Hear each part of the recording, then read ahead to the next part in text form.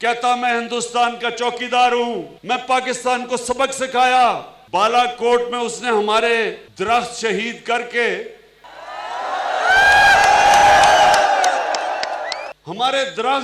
करके कहता कि मैंने 350 पाकिस्तान में दहशतगर्द मार दिए हैं।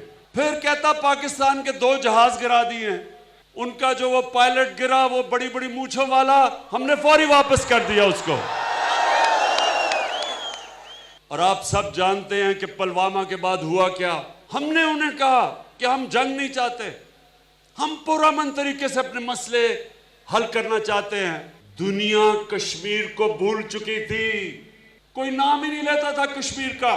पाकिस्तान के जो सरबराह थे वो भी दुनिया में नाम नहीं लेते थे कश्मीर का।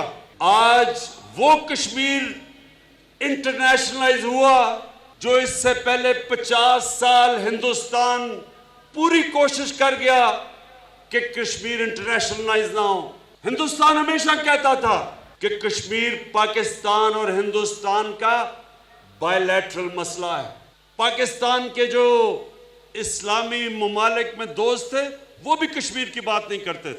जो मैं आज आपके सामने अल्लाह पे ईमान रख के पेशन गोई कर रहा हूं कि इंशाल्लाह अब कश्मीर आजाद होगा।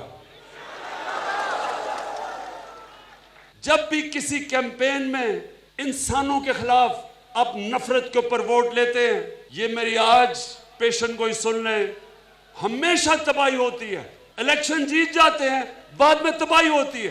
तो फिर जब वो इलेक्शन जीत गया तो उसने सोचा कि अब मैं वो कश्मीर में करूं जो आरएसएस का मैनिफेस्टो था कि कश्मीर का आर्टिकल 370 खत्म करके और कश्मीर के ऊपर अपनी फौज भेज के और कश्मीरियों को कर्फ्यू डाल के बंद कर दो।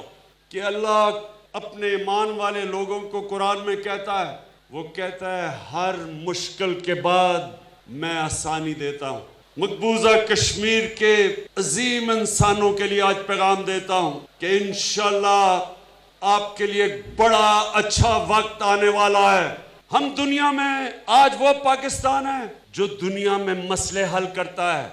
हमने पूरी कोशिश की कि ईरान, सऊदी अरेबिया और हमारा हमसाए कि इनमें लड़ाई ना हो। इनके अंदर पूरी हमने कोशिश की कि टेंशन कम हो। अफगानिस्तान में आज पूरी पाकिस्तान कोशिश कर रहा है कि अफगानिस्तान में अमन हो। हम एक पुरअमन मुल्क है, तो हमने फौरी तौर पे वो बड़ी बड़ी मूंछों वाला पायलट वापस कर दिया।